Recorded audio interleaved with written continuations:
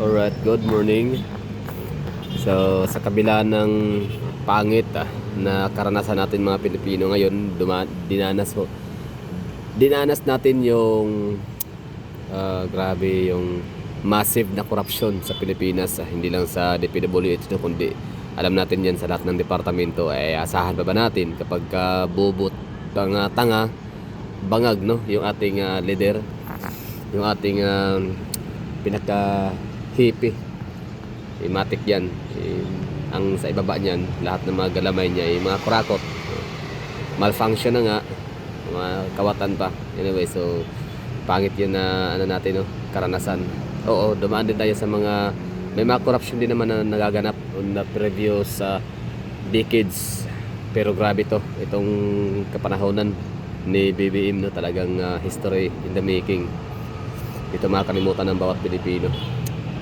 So despite sa hindi magandang mga kaganapan sa ating bansa, meron tayong andito pa rin kahit paano ang mga taga Davao City. Nagsishare kami ng mga good news, no? So despite sa kaliwat ka ng mga pambabalahura na pagnanakaw sa ating kaban ng bayan sa DPWH para sa ating mga flood control projects, still meron pa rin mga taga Davao City na willing kaming magpakita, no, ng mga magandang gawa ng ating lokal na panggobyerno sa Davao. Although hindi naman lokal si Kong Pulong, no, kasi national level yung pagiging congressman.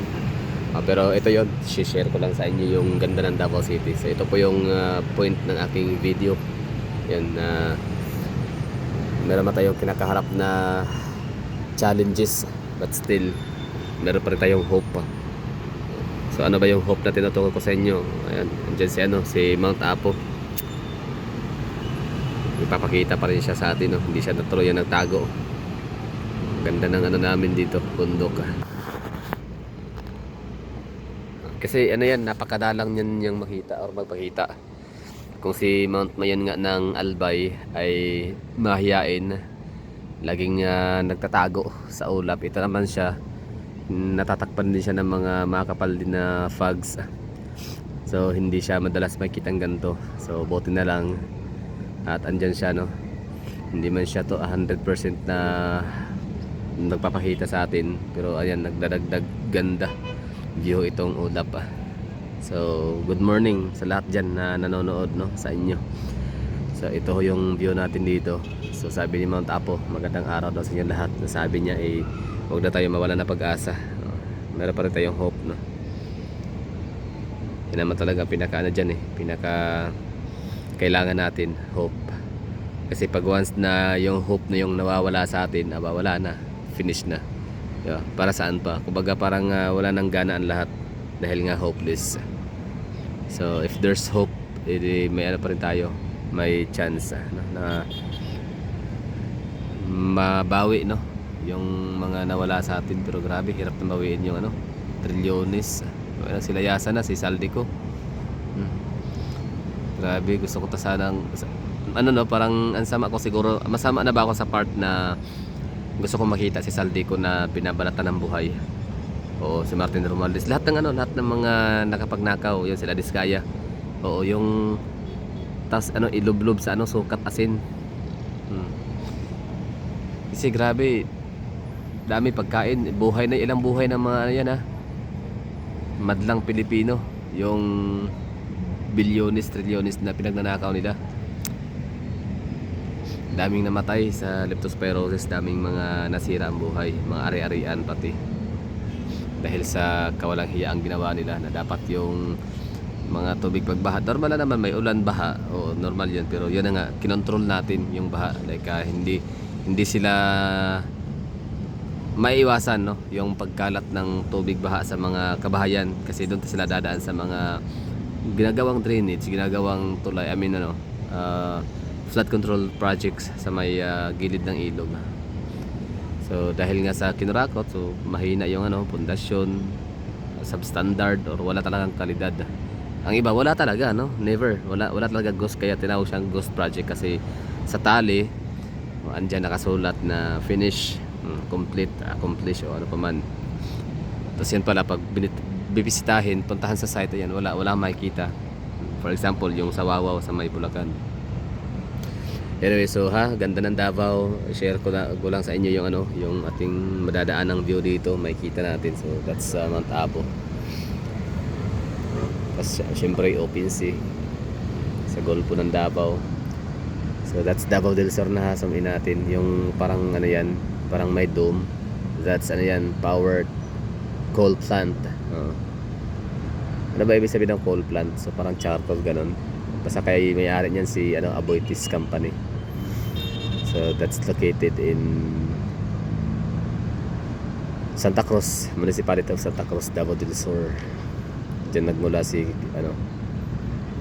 Senator Bato. Yung view natin dito maganda, no? Ganda, di ba?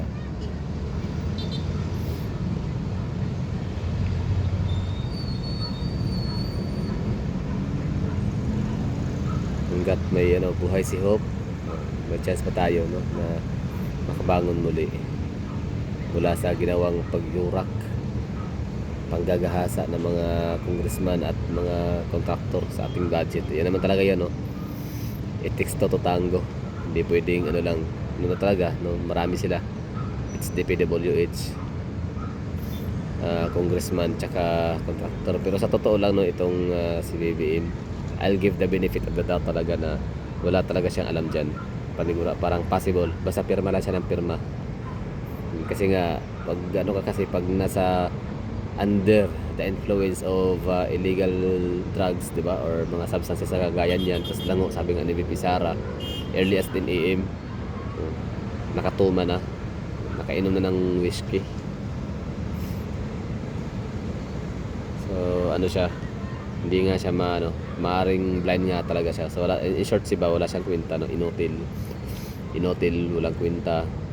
Ano pa ba, pulpul, salot na possible ay pwede na yung salot, tawag natin sa kanya. Kasi wala, hindi niya alam na meron palang insertion, hindi niya alam na may mga ganun palang mga kaganapan sa budget. Tapos ayan na, gulat na lang tayo na pinagbabaha, di ba? Ang galing ng ni Mother Nature. Hindi rin, iwan ko kung nagkataon lang, pero grabe, multiple times nung nung time na nagsuso na siya, na pinagyabang niya ang kanyang accomplishment na 5,500 flood control. Inulan ka agad kagay kinagabihan ka na umagahan, ayun, baha, lutang. Sabi niya overwhelmed lang daw, overwhelmed sa mata. Kaklaro atong kuan, wala yung control, wala na control ang kuan, tubig baha. So dahil nga sa mga ghost project ng mga flood control. So yun lang good morning tayo dito. Medyo light lang tayo ngayon. So ito yung weather update natin sa Davao City. Fair weather naman tayo dito, in fairness, no? So yan, sabi ko sa inyo, if there's hope,